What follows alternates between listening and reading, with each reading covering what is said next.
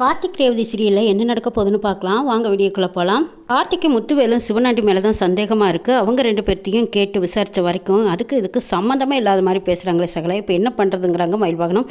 எனக்கும் அதுதான் புரியல. யார் இப்படி ஒரு சதி வேலை பார்த்துருப்பாங்கன்னு தெரியல. காதுகட்டோன்னு சொல்லி ஏமாற்றி நம்ம அட்டையை வர வச்சு மறுபடியும் என்னமோ நடந்திருக்கு. அந்த இடத்துக்கு ரேவதி போனதும் ரேவதிக்கும் ஆபத்து இருக்குது. ரெண்டு பேர்த்தையும் கடத்திக்கிட்டு போய் பழிவாங்க நினைப்பாங்களோ. அது ஒருவேளை நமக்கு எதிரியாக இருக்கிற இந்த சிவனாண்டியும் முத்துவேல் வேலையாக தான் இருக்கணும். ஆனால் அவங்க ரெண்டு பேர்ட்டு பேசுனதை வச்சு பார்த்தா அப்படி எதுவுமே சம்மந்தம் இல்லாத மாதிரி இருக்குது சகலை. என்ன பண்ணுறது, எங்கேன்னு போய் தேடுறதுன்னு மயில்வாகனம் புலம்பிக்கிட்டே வராங்க. கார்த்தி குழப்பத்தோடு வந்துட்டு இருக்கும்போது காருக்கு முன்னாடி ஒரு குழந்தை பால் வந்ததுன்னு சொல்லி பின்னாடி ஓடி வந்ததும் அந்த பால் எடுக்க ஓடி வருது. கார்த்தி டக்குன்னு கார் பிரேக் போட்டு நிற்கிறாங்க. குழந்தை நல்லபடியாக போயிட்டா அப்படின்னு தெரிஞ்சதுக்கப்புறம் காரை நிறுத்திட்டு, பாப்பா இப்படியெல்லாம் ரோட்டில் வந்து விளையாடக்கூடாதுன்னு சொல்லிக்கிட்டு இருக்காங்க. அந்த இடத்துல கூட்டமாக எல்லோரும் கூடிடுறாங்க. நல்ல வேலை சார், நீங்களாக இருக்குங்காட்டி பரவாயில்ல. இவ்வளவு நல்லா மொல்ல கார் ஓட்டிக்கிட்டு வந்து குழந்தைய காப்பாற்றிட்டீங்க. வேற ஒருத்தராக இருந்தால் டக்குன்னு பட்டுட்டு உடனே ஒன்றும் தெரியாத மாதிரி போயிருப்பாங்க. நம்ம குழந்தைக்கு தான் ஆபத்தாயிருக்கும். நல்ல வேலை, நீங்கள் குழந்தையும் காப்பாற்றிட்டீங்க. நின்று இப்படி நிதானமாக பெருந்தன்மையாக பேசிகிட்டு இருக்கீங்க. ரொம்ப சந்தோஷமாக இருக்குது. ஏதோ எங்கள் குழந்தைக்கு நல்ல நேரம் அப்படின்னு பேசிகிட்டு இருக்கும்போது, இதை பார்ப்பாப்பா, இந்த மாதிரியெல்லாம் பால் ரோட்டில் போட்டு விளையாடக்கூடாது. அப்படியே வந்தாலும் நீங்கள் ரோட்டுக்கு வரக்கூடாதுன்னு கார்த்தி சொல்லிக்கிட்டு இருக்காங்க. அட்வைஸ் பண்ணிகிட்டு இருக்கும்போது அந்த குழந்தைக்கும் சரி அங்கிள் அப்படின்னு சொல்லிட்டு திரும்பவும் ஓடி விளையாட போகிறா.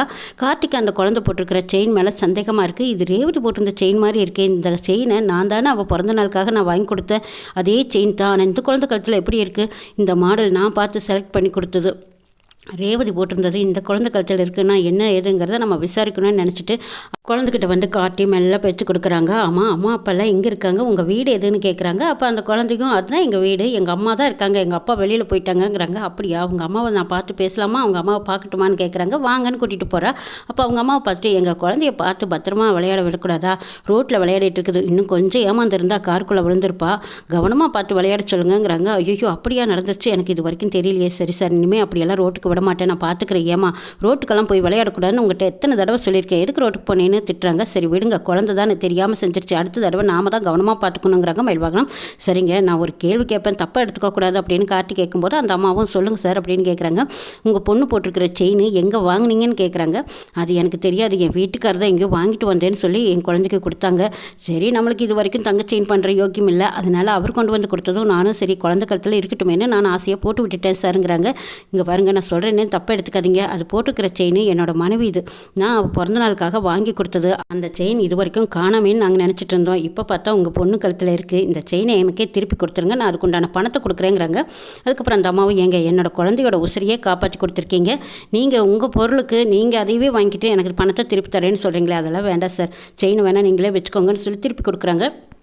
குழந்தை முகத்தை பார்க்குறாங்க. இதை பாருங்கள், அந்த குழந்தைக்கு கிடைச்சது செயின் எவ்வளோ ஆசையாக போட்டிருப்பா, அது பொக்குன்னு பண்ணக்கூடாது, அதனால் நீங்கள் ஒரு செயின் ஒன்று அந்த குழந்தைக்கு வாங்கி கொடுத்துருங்கன்னு கார்த்தி பணத்தையும் கொடுத்துட்டு ரேவதியோட செயினை கேட்டு வாங்கிக்கிறாங்க. ஆமாம், இது உங்கள் வீட்டுக்காரர் வாங்கி கொடுத்ததா சொன்னாங்கல்ல, அவர் எங்கே எந்த கடையில் வாங்கினாங்கன்னு உங்களுக்கு ஏதாவது தெரியுமான்னு கேட்கும்போது அதெல்லாம் தெரியாதுங்க, என் வீட்டுக்காரர் கேட்டால் தான் தெரியுங்கிறாங்க. சரி, அவங்க நம்பர் கொடுக்குறீங்களான்னு கேட்கும். சரி, இந்த அங்கே கொடுக்குறேன் அப்படின்னு சொல்லிட்டு நம்பரையும் கொடுத்துட்றாங்க. சரி, இப்போ அவர் எங்கே இருப்பாருன்னு கேட்டால் அவர் எங்கேயோ இருப்பார், ஆனால் இந்த இடத்துல இருக்கிறோம்னால சொல்லவே மாட்டாருங்க. எப்பாவது ஒரு நேரம் வீட்டுக்கு வருவார், அப்புறம் திடீர்னு போவார். தண்ணிக்கு போடுற பழக்கமெல்லாம் இருக்குது. அந்த குடிப்பழக்கம் இருக்கிறதுனால தான் அவர்கிட்ட அப்பப்போ நான் சண்டை போடுவேன், ஏயா இப்படி பண்ணுறேன்னெல்லாம் திட்டுவேன். ஆனால் அதெல்லாம் காதுலேயே கேட்குற மாதிரி தெரியல. எங்கேயோ இப்படியோ போகட்டுன்னு நானும் விட்டுருவேன், பணம் கொடுத்தாலும் வாங்கிக்குவேன், இந்த மாதிரி ஏதாவது பொருள் கொடுத்தாலும் நான் வாங்குகிற சூழ்நிலையில் இருக்கேன், அதனால தான் நான் வாங்கிட்டேன் சார். இது உங்களுதுன்னு தெரிஞ்சிருந்தா, இதுவெல்லாம் தப்பு நடந்துருதுன்னு தெரிஞ்சிருந்தா நான் வாங்கியிருக்கவே மாட்டேங்கிறாங்க. சரிங்க, உங்கள் வீட்டுக்காரர் கொடுத்ததுனால நீங்கள் வாங்கிட்டீங்க, பாவம் நீங்கள் என்ன செய்வீங்க, சரிங்க நான் அப்புறம் பார்த்து பேசிக்கிறேன்னு சொல்லிட்டு கார்த்தியும் மயில்வாகனம் அங்கேருந்து வராங்க. மயில்வாகனம் கார்த்திகிட்ட சொல்கிறாங்க, பாத்தியா சகலை, இவன் தான் ரேவதி என்னமோ பண்ணியிருக்கான், கொலுசு கண்ணில் படலை போல இருக்குது, அதனால் அதை விட்டுட்டான், தங்க நகையை எடுத்திருக்கான். அப்போ அவனை விசாரித்தா மட்டும்தான் நம்ம ரேவதி எங்கே இருக்கான்னு தெரியுங்கிறாங்க. ஆமாங்க, இப்போ அவன் எங்கே இருக்கிறான்னு எப்படி கண்டுபிடிக்கிறதுங்கிறாங்க. அவன் எங்கே இருப்பான், கையில் பணம் விளையாடமா இருக்கும், அதனால் பார் கடையில் தான் இருப்பான், அந்த இடத்துக்கு போய் நம்ம எப்படியும் கூப்பிடலாங்கிறாங்க. சரி, நீங்கள் அப்படி பண்ணுங்கள், உடனே நான் பிரியாணி ஆர்டர் பண்ணிக்கிற மாதிரி நான் பேசுகிறேங்கிறாங்க.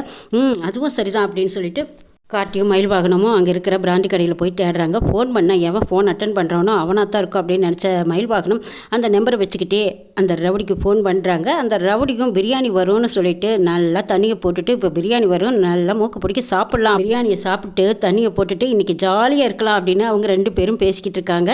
இதை கேட்டுட்டு இருந்த மயில்வாகனம், ஓஹோ உனக்கு பிரியாணி வேறு வேணுமா? பிரியாணி இருடா இருக்குது, உனக்கு பிரியாணி பண்ணி போடுற அப்படின்னு சொல்லிட்டு மயில் வாகனம் ஃபோன் மேலே ஃபோன் பண்ணிகிட்டே இருக்காங்க. அப்போ கரெக்டாக அவரே தான் ஃபோன் எடுக்கிறது தெரிஞ்சதுமே இவன் தான் ரேவதி என்னமோ பண்ணியிருக்கான், இவனை விடக்கூடாதுன்னு நினச்சி உடனே கார்த்தியை கூப்பிட்டு இதை பரிசகலை இந்த ஃபோன் நம்பரில் அவன் தான் அட்டன் பண்ணுறான், அவன் தான் பேசிகிட்டு இருக்கான், பிரியாணி வேறு கேட்குறாங்கிறாங்க.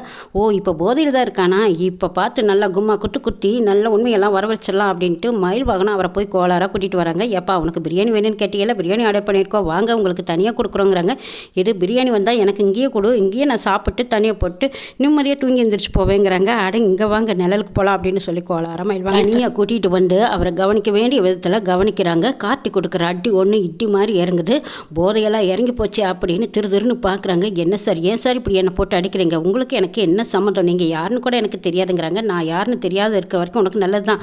சரி இந்த செயின் தெரியுமா, இந்த செயின் எங்கேருந்து எடுத்த, இது எப்படி உன் பொண்ணு கழுத்தில் வந்தது அப்படின்னு எல்லாம் காட்டி கேட்குறாங்க. கேட்ட கேள்விக்கு அவனும் அப்படி இப்படி போய் பேசி பார்க்குறான். ஆனால் எந்த பொய்யுமே சூட் ஆகலை. இல்லைங்க நான் உண்மையை சொல்லிடுறேன், எனக்கு ஒரு பொண்ணை கடத்த சொன்னாங்க, நானும் அந்த பொண்ணை கடத்திட்டு போய் செங்கல் சோலையெல்லாம் அடுப்பில் போட்டுட்டேன். அதுக்கப்புறம் கல் வச்சு அடிக்கிட்டோம். செங்கல் சோலையில் வேலை பார்க்குறவங்களே அதுக்கு நெருப்பு வச்சுருவாங்க, கல்லோட கல்லாக சுட்டுருவா பொசுக்கிடுவாங்க அப்படின்னு. பொண்ணை கடத்தினதோ இல்லை பொண்ணு செத்ததோ அதுக்கு எனக்கு சம்மந்தமே இல்லாமல் போயிடும்னு எனக்கு சொன்னதுனால தான் நானும் இந்த வேலைக்கு துணிஞ்சு செஞ்சேன். எனக்கு கை நிறைய பணம் கொடுக்குறேன்னு சொன்னாங்களா, நானும் கூலிக்கு வேலை செஞ்சுக்கிட்டு இருக்கிறவன். சரி கூலி வேலை செஞ்சு எப்போ சம்பாதிக்கிறதுன்னு நினச்சிட்டு அவங்க கொடுத்த பணம் எனக்கு ரொம்ப பெருசாக தெரிஞ்சது. வேலையை செஞ்சால் பணம் நிறைய கிடைக்குதுன்னு நினச்சி போனேன்.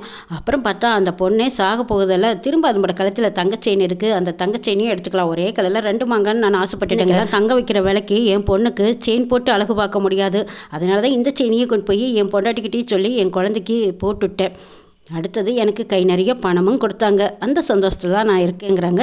இதை கேட்டதும் அப்படியே காட்டி மயில் வாங்கணும் நடுநடுங்கி போகிறாங்க. என்னடா நினச்சிட்ருக்க, ஒரு உயிர் உனக்கு அவ்வளவு சாதாரணமாக போச்சாங்கிறாங்க. இல்லைங்க நான் 2 உயிரை கொண்டு போய் போட்டிருக்கனால எனக்கு 2 சம்பளம் கொடுத்தாங்கங்கிறாங்க.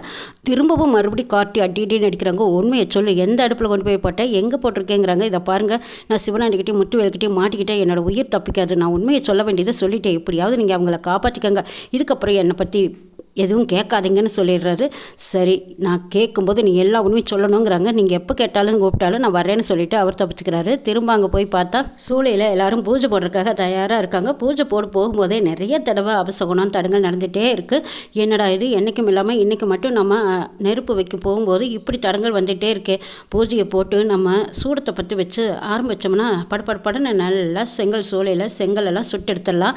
இன்றைக்கி என்ன தொட்டுதெல்லாம் தடங்களாகவே இருக்குது, தேங்காய் அழுகி போகுது, அவிஞ்சு போகுது, இப்படி பல தடங்கள் ஏற்பட்டுருக்கு. அவனும் வேற பாம்பு கடிச்சிருச்சு, இப்படி பாம்பு வருது, ஏதோ ஒன்று நடக்கக்கூடாது நடக்கிற மாதிரி தெரியுது, அபசகுணமாகவே இருக்குதுன்னா அந்த அன்னைக்கு பூஜை போடுறதே லேட் ஆகிட்டு இருக்குது. அப்போ தான் காட்டி மயில் வாகனம் 2 பேரும் ஓடி வரும்போது வெளியில் வெள்ளைக்காரோட 4 பேர்த்தோட நின்றுட்டுருக்கான். அவன் எங்கே போகிறீங்கன்னு கேட்கும்போது நாங்கள் உள்ளே போய் எங்களுக்கு ஒரு முக்கியமான வேலை இருக்குங்க. அந்த வெள்ளைக்காரன் இவன் கார்த்தியாச்சே, இவனை உள்ளே விடக்கூடாதுன்னு நினச்சிட்டு கார்த்திகிட்ட ஃபைட் பண்ணுறாங்க. கார்த்தியும் அவனை அடி நடிச்சு தள்ளிட்டு திரும்ப எப்படியாவது அத்தியமாக ரேவதியும் காப்பாற்றுறதுக்காக உள்ள நுழைஞ்சிருக்காங்க. முத்துவேலுக்கும் சிவனாண்டிக்கும் இந்த விஷயம் தெரிஞ்சதும் ஐயோ இந்த டிரைவர் பையன் எப்படியோ கண்டுபிடிச்சி வந்துட்டான் பாருங்கள், மோப்பம் பிடிச்சி வந்து நிற்கிறான்.